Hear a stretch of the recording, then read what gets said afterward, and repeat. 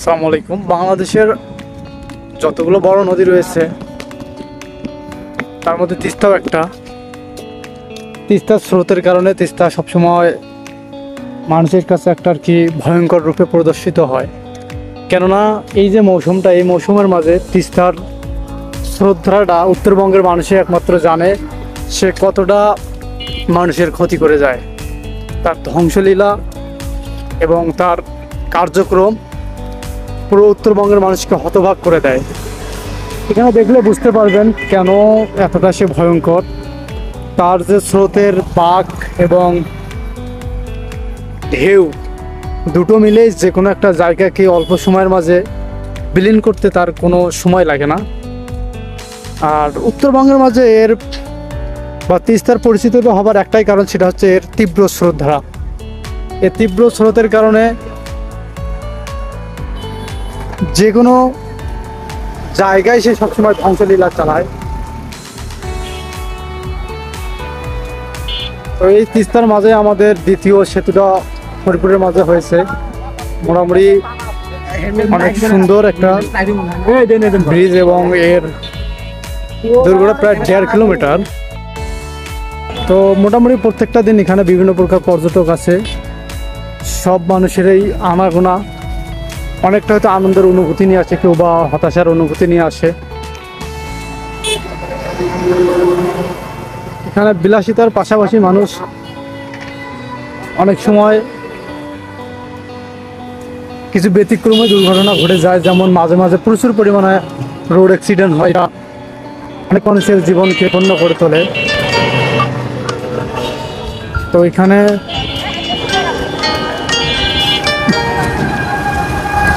আমাদের যে পরিচিত মানুষেরা আছে অবশ্যই তারা আসলে যেন এখানে খুব সাবধানতার সহিত মোটর বা যে গাড়িতে আসবে যাতায়াত করে, কারণ একটা দুর্ঘটনা সারা জীবনের কান্না। আসলে তিস্তার যদি এ মাথা থেকে ও মাথা হেঁটে যাওয়া হয় মিনিমাম রেস্ট সহকারে 10 থেকে 15 মিনিট সময় লাগবে, যেটা একটা ভিডিও নয় বরং এটা মানুষের একটা বিরক্তের কারণ হয়ে দাঁড়াবে। তো যাই হোক, এখনও প্রায় বলা চলে সুন্দরগঞ্জের সীমান্তের কাছাকাছি আমরা। এখানে অনেকটা দূর আছে।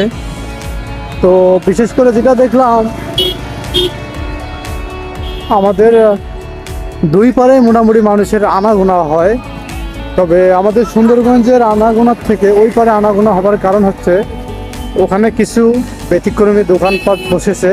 প্রিয় দর্শক, যারা আপনারা এখানে আসবেন, এখানকার পরিবেশটা অবশ্যই সুন্দর, কারণ বিকেলের পরিবেশটা আপনার যদি সারাদিনে কাজকর্মের কারণে অনেকটা হতাশা বা বিষাদগ্রস্ত হয়ে থাকে, আপনি বিকেলে এসে অনেকটা নিজেকে প্রফুল্ল মনে করতে পারবেন।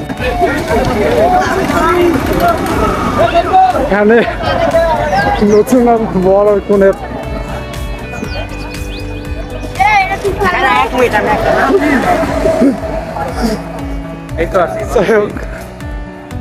নতুন বিবাহিত নতুন দম্পতিরও এখানে আগমন ঘটে। এটা বিবাহিতদের জন্য আসলে দুঃখজনক ঘটনা, আর সরি, এটা অবিবাহিতদের জন্য দুঃখজনক ঘটনা।